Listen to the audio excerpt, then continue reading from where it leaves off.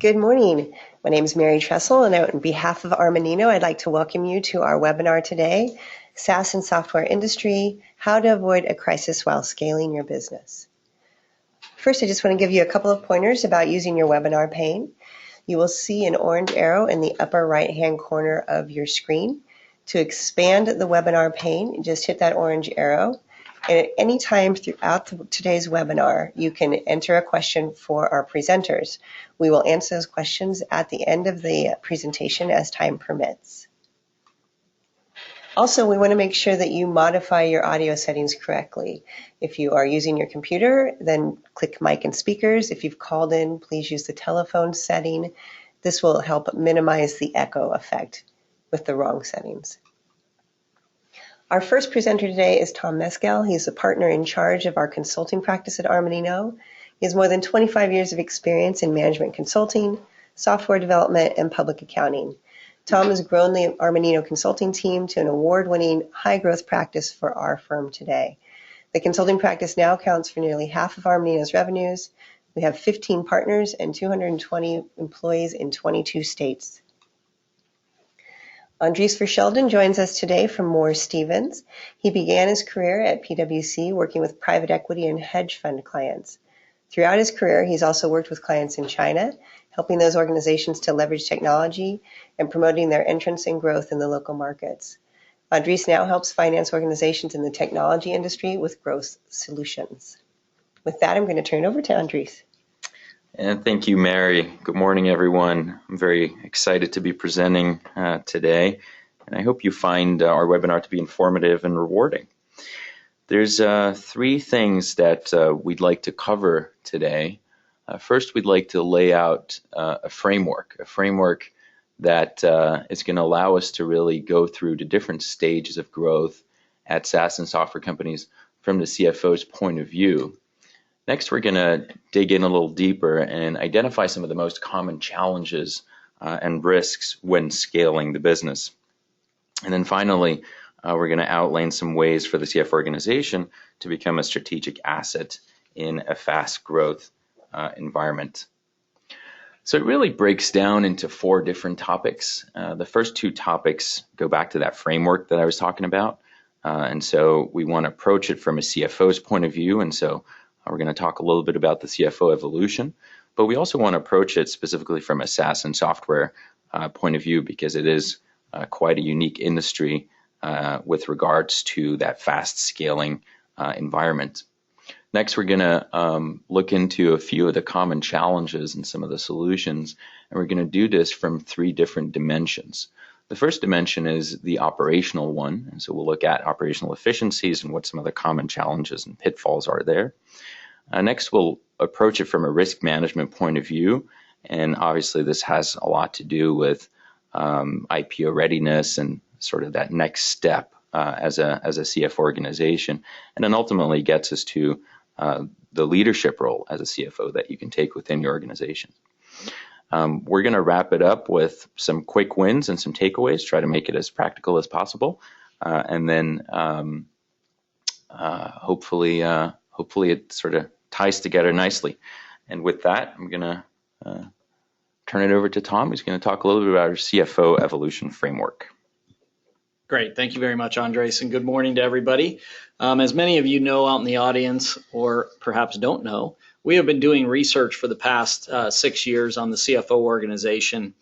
And every year we do an annual survey. In addition to that, we highlight various topical items that come out of those surveys and try to bring interesting content to our clients, to the market, through webinars, through other types of events.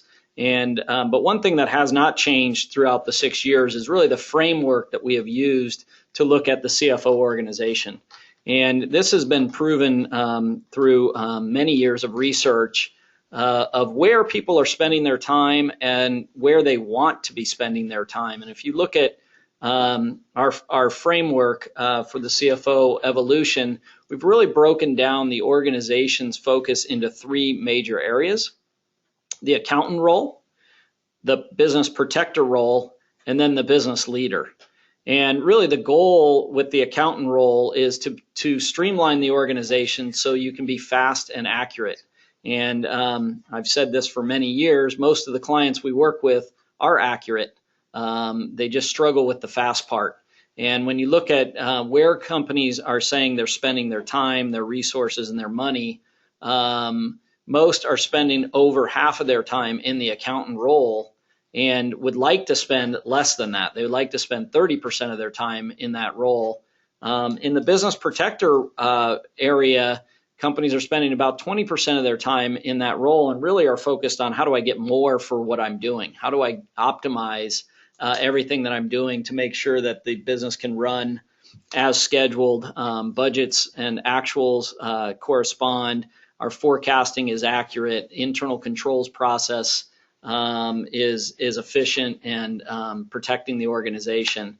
And then last is really the business leadership. How can the CFO organization help the business achieve new heights? How can they gain insights into the business, be forward looking? And this is really the big opportunity that we have seen that organizations are striving for, is how do I change the mix of my time as well as the money spent on my organization to spend more time doing business leadership activities. Now, as Andres mentioned, today's focus is really on SaaS and software companies.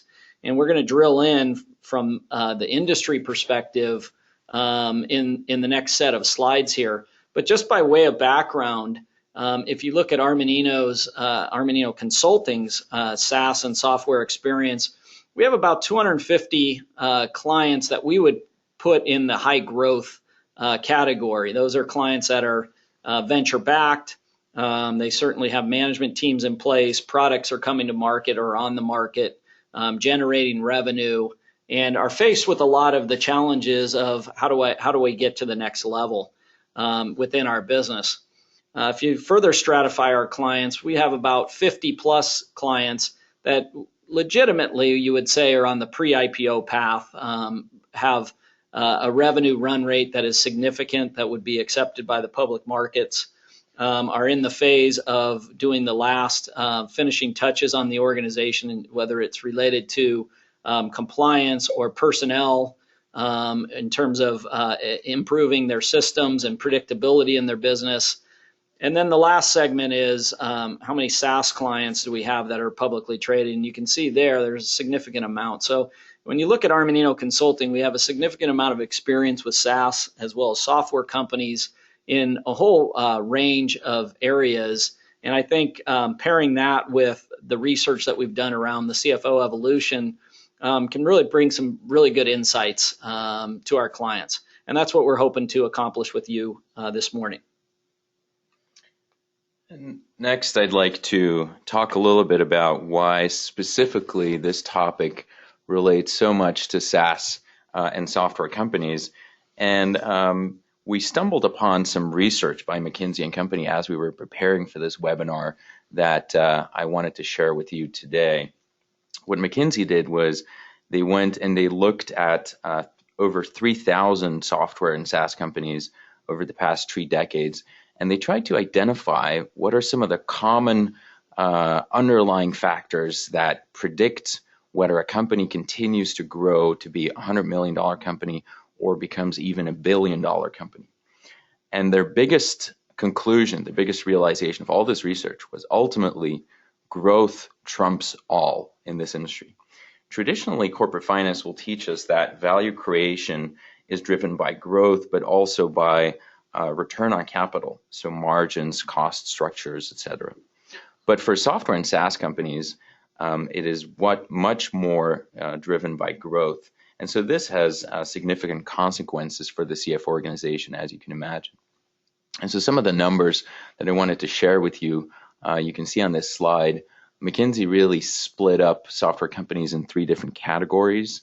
And so you have the stallers, which tend to grow by less than 20% a year.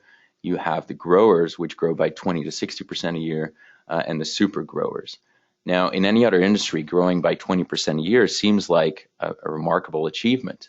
But so in software, there's actually a 92% chance that you're going to cease to exist within a few years if you're growing by 20% or less.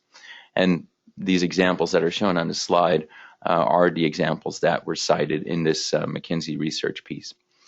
Now, if you're growing by 20 to 60% a year, the chances that you'll ultimately become a $1 billion company are 3 times larger than a company that is only growing by 20% or less per year.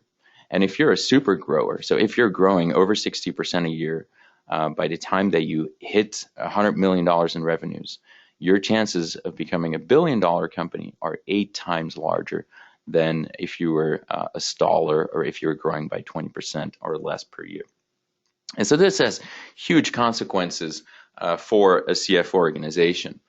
And so what we did was we tried to split up the industry a little bit in 3 different categories. And so we're using the same groups here. We're using this high growth group, pre-IPO, and public group. And so we'll dig into the individual groups a little more over the next few slides. That'll make it a little easier because this is a lot of data for one slide. It'll make it a little easier to take in. So if you're in that high growth level, which I think a lot of people attending the webinar today might have already moved past that phase, but a lot of this stuff will be recognizable. Your core task in this phase as a finance organization is you're really focused on the reporting. You're the administrative head of the organization, so you're providing support, you're managing budgets. From a software and systems point of view, typically we see people using QuickBooks, we see them using Xero, but a lot of processes are still Excel driven at this point. So your primary focus is very much around the product. It's around growing the market. And once the business model really starts to come together and your company starts to really hit the metrics and exceed the metrics, you've made this, or you've hit this inflection point. And this inflection point, we talk about hockey stick growth a lot when we talk about software and SaaS companies. And so once you've reached that point in the hockey stick where it starts to go really steep, you might have missed that moment for your CFO organization where you had to get ready for that phase. You had to start investing for that phase.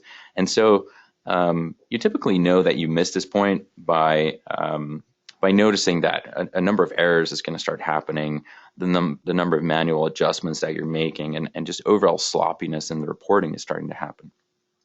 But you'll also notice that certain processes will be breaking down, and renewals and billing tends to be a big one for this industry, and we'll dig a little deeper into those in a few minutes. Your customer and partner satisfaction is impacted. And of course, there's a lot of uncertainty in general around the performance of the business. And that brings us to the next phase that we want to talk about, and we call that one the pre-IPO phase. So typically here, your financial organization will consist of a VP of finance. You'll have some CPAs. You'll have a director or a VP of people. And your core function here still is around the reporting. It's around coordinating the reporting, working with different business units. But there's an additional risk management role now. And not just within finance, but the risk management role extends out to HR. It extends out to legal, maybe some IP-related issues. You're producing rolling forecasts, actuals to budgets on a monthly basis. And you've set up a KPI and metrics tracking environment just because your customer base has become too big to track that on a manual level. We see lots of companies using Intact. We see lots of companies using NetSuite, Dynamics GP, but a lot of processes still happen in Excel. But hopefully we're able to integrate some of these ERP environments with other software systems that we're using, and CRM tends to be the first one that we see on the list there. But again here, what happens if you've missed that point in time where you should be investing in the back office? Well, you'll start to see inaccuracy, lagging reports, as Tom pointed out. It's being accurate is one thing, being fast tends to be really hard in this phase. What we also see is that you now have a multitude of software solutions, and the biggest challenge there is not so much do we have all the right solutions, but it's, are they integrated? Are they working together? Are they communicating to one another? What you could also notice here is that there's a low reliance on your internal controls, simply because they haven't been set up properly. They're underinvested at this point.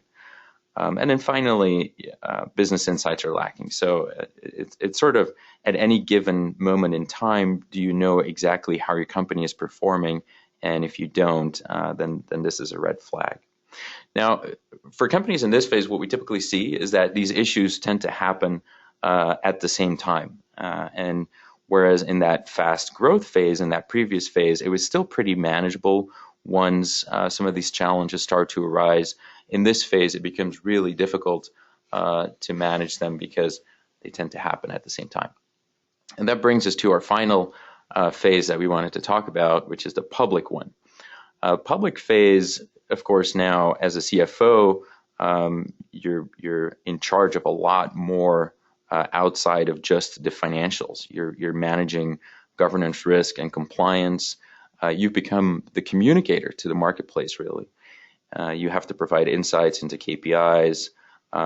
You're having lots of meetings, board meetings, committee meetings.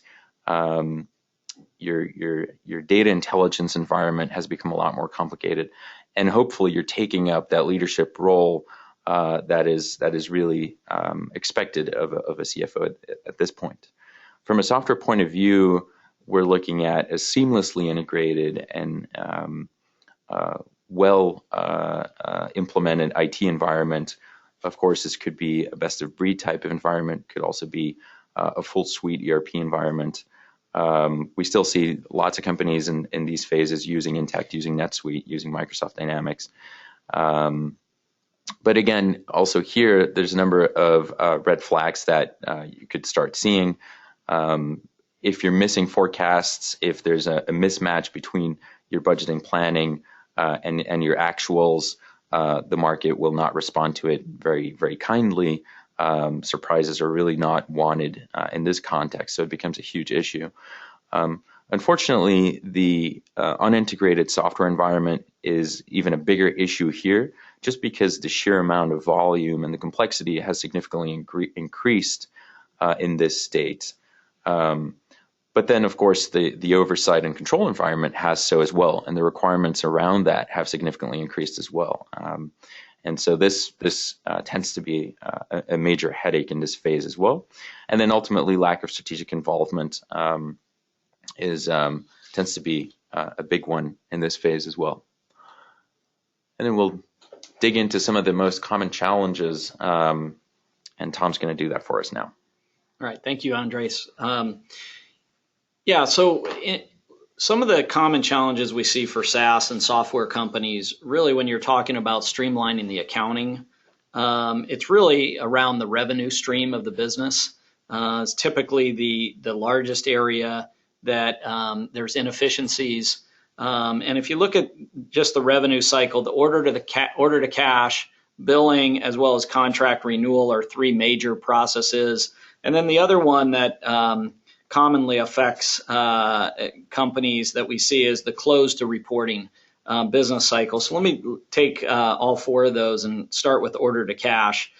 Certainly in an immature business, the disjointed systems cause a lot of downstream problems, a lot of the problems that Andres was mentioning that can bring risks into the business. The best-in-class solution is an automated end-to-end process between CRM and ERP, and it sounds obvious on the surface. However, in best-of-class companies, they have invested a significant amount of time in their CRM systems, in the ability to do accurate quoting, to drive those systems across the organization, whether it's in the sales team or in sales operations. Entering of data is done once, and as transactions get closed, they are seamlessly integrated over to ERP. And so really aligning the technology with the business process is cutting out a lot of the manual intervention that will happen. In the area of billing, what we see obviously in immature organizations is it becomes an error-prone process. One of the reasons is there's too much re-entering of the same data. So data that has been agreed to with a client, whether it's related to the renewal or a net new billing, there's re-entering of data, and really having better business process definition as well as supporting systems behind that increases the entire accuracy of the process. We have clients that are in the 98, 99% billing accuracy range when done correctly. The third is contract renewal. Mentioned that the immature, given the disjointed systems in the order to cash, that'll result in manual and time-consuming around contract renewal. Certainly the best in class is automating it and integrating that with payment systems. Some of you may be thinking, oh, we have flags that tell us when contract renewals are coming up. We would not believe that that is what's automated related to contract renewal. Flags is a good starting point, but if the flag is still telling somebody they have to do something in terms of get a quote out, get a renewal notice out, et cetera, it's really not best in class at that point in time. We really want to see the renewal process be automated from automatic generation of an accurate renewal notice going to the client. And then on the back end, making it seamless for payment processing to happen so that there isn't a lot of follow-up around the cash part of the renewal. As they are clients, ideally they're satisfied, your renewal rates are high, you know what your renewal rates are, and you can automate the majority of those renewals. When we get to close to reporting, in immature environments, we see many bottlenecks. Obviously, it's personnel intervene. There's typically only one person that can approve everything that's coming down to the end of the close to reporting cycle. A lot of Excel, manipulation of data, reconciliations, et cetera.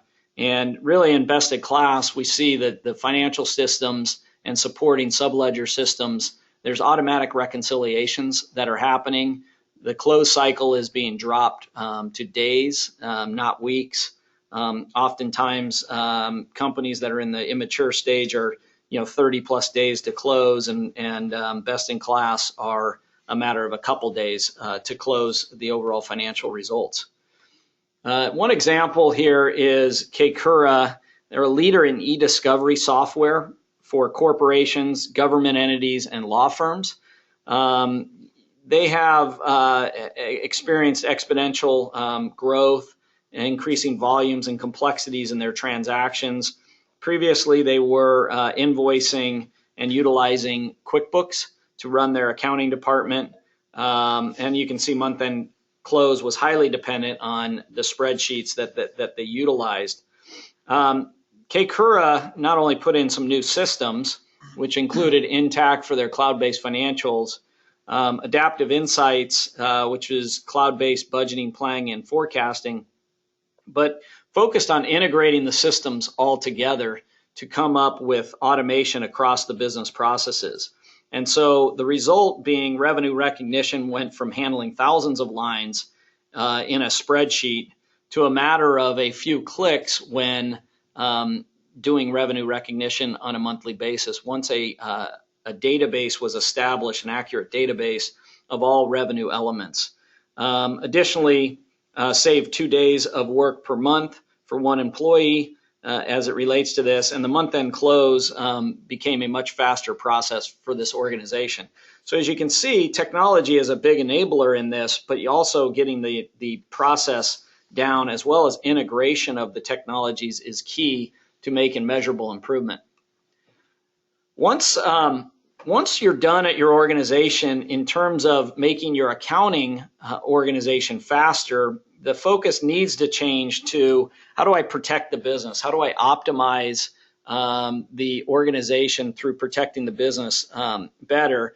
And accuracy around revenue recognition, improvement of internal controls, and topics like equity compensation now will fall into this area of the business.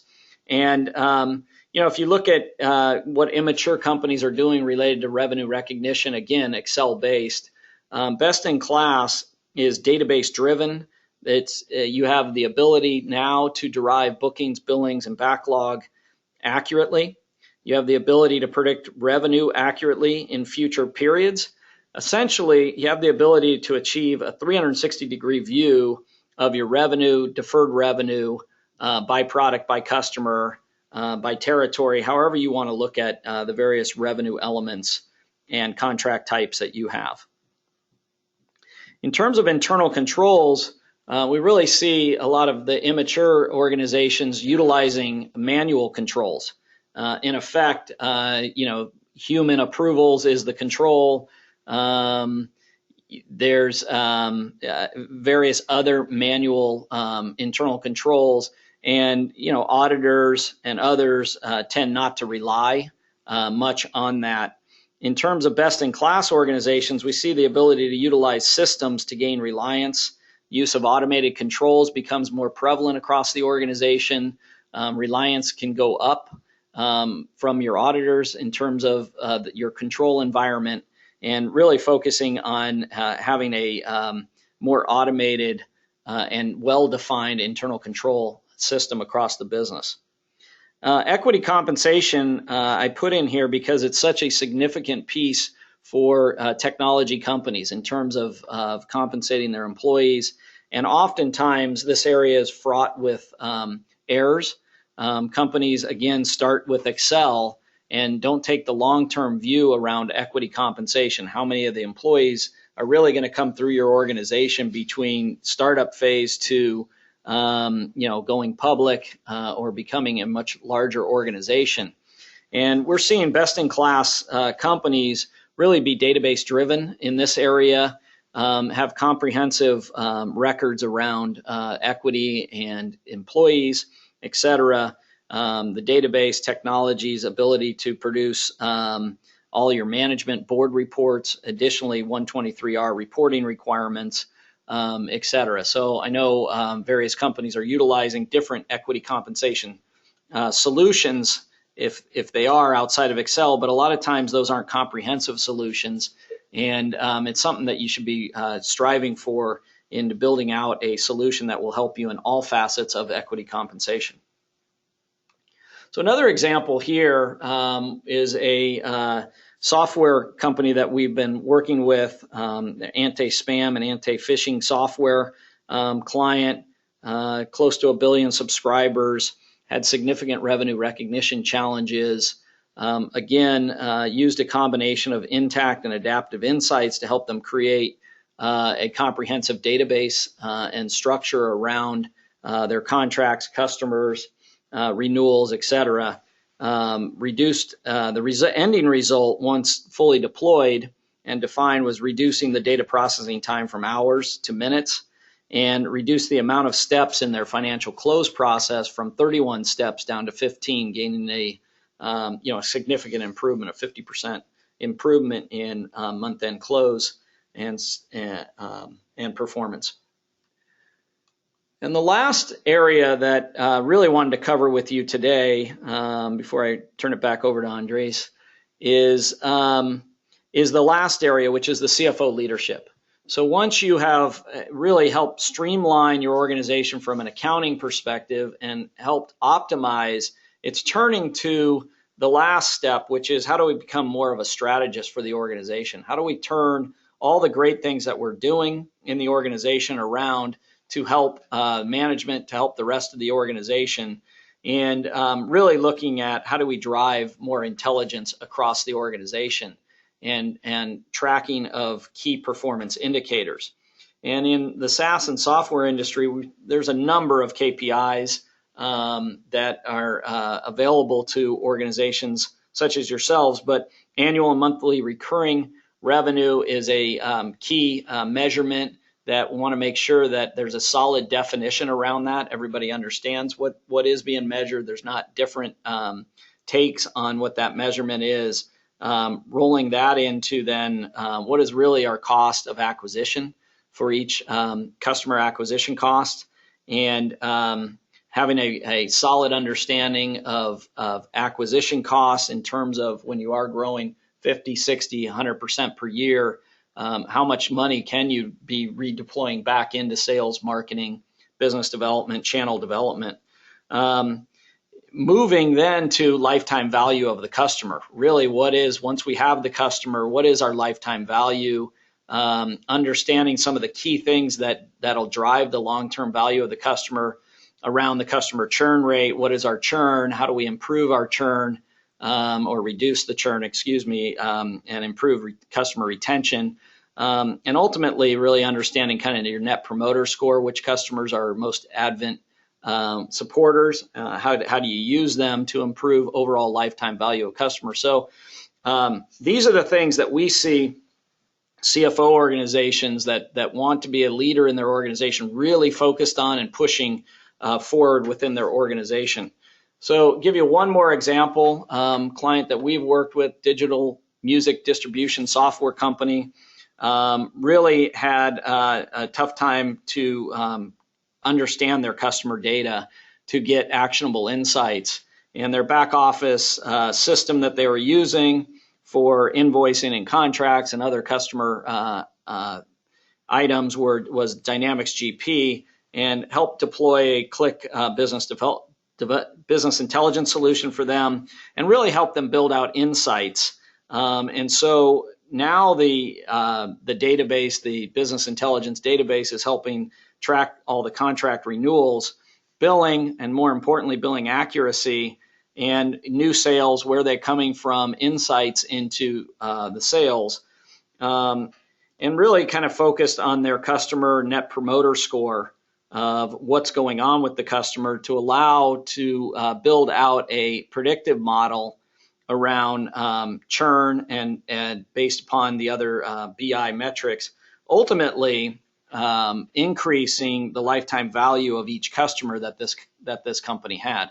So they went from having an accounting system, a transactional system, to having a business intelligence system that took data from that and other systems as well, to really ultimately having great insights in their lifetime value of customers. So that was a significant improvement that this organization has had. At this point, I would like to turn it back to Mary for this part of the webinar. Great. So now we're going to ask for your participation, and we've launched a quick polling question here. And of those three areas that Tom just outlined for us, we know that you have to address all of them, but which is your top priority for improvement? Is it operational excellence, risk management, or strategic leadership? So we're going to leave the poll open for about a minute here. We'd like to have you all kind of weigh in with your votes, and then Andres can kind of address where we're seeing most of our clients spend their time on improvement.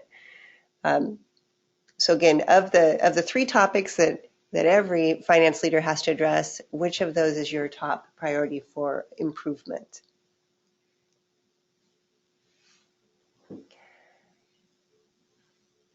Okay, and I think with that, we will close the poll and share our results with you.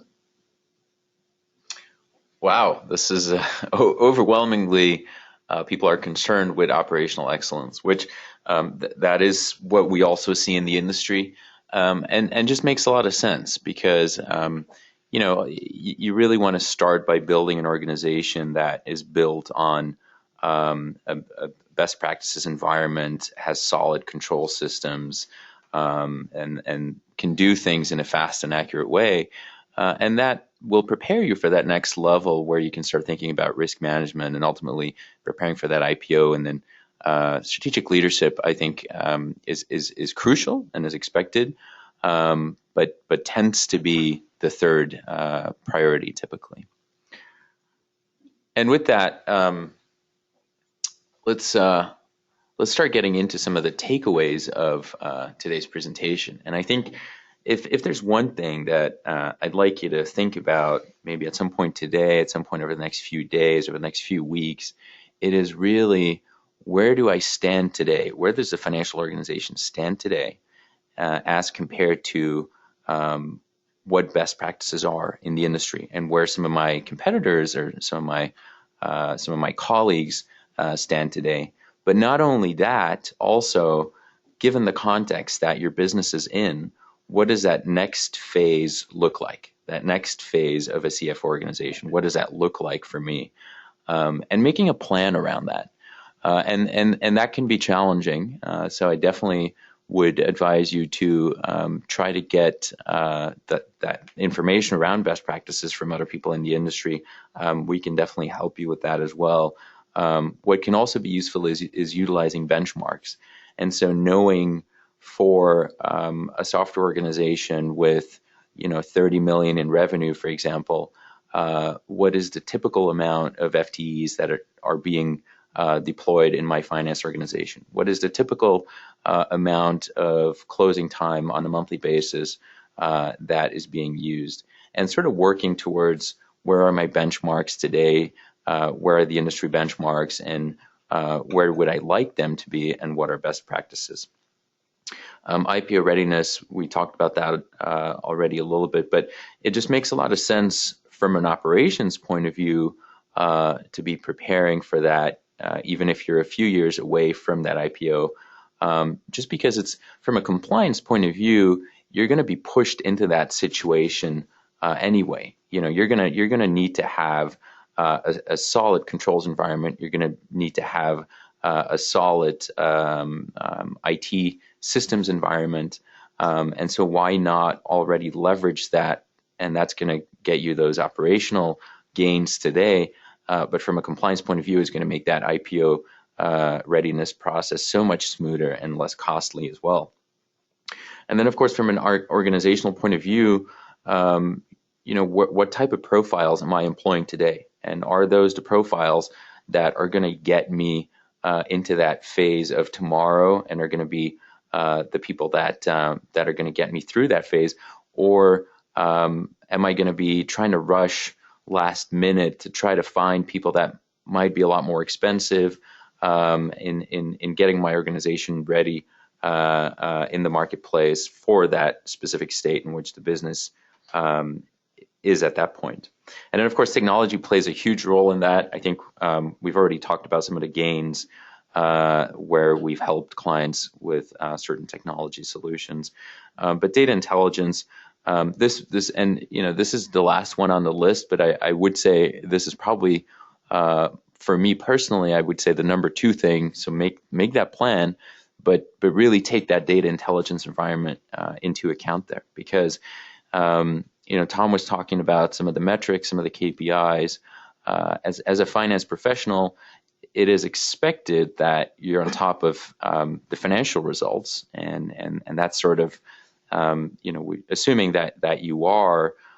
It is more and more expected that you also understand the data intelligence environment as a whole of your organization, and so mixing financial information with whether it's customer information, whether it's operational information, product information, and really being the master of that data environment and turning it into a number of actionable insights is just extremely valuable. So how do we address these issues here at Armanino?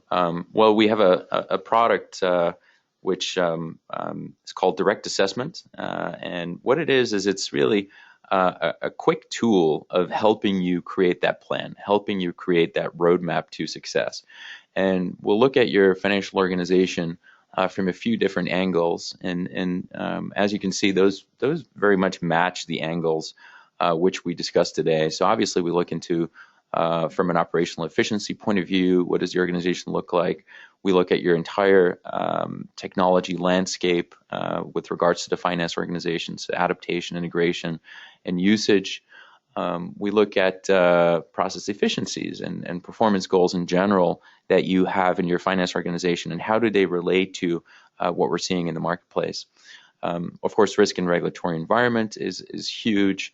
And then finally, performance metrics tracking and data intelligence in general.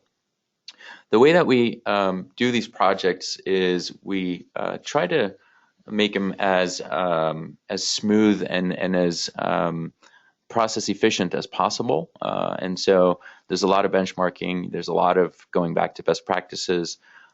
We try to do this in weeks. Typically, it's a week in and out, and then of course we need some time to wrap it up on our side. But it's a pretty smooth process.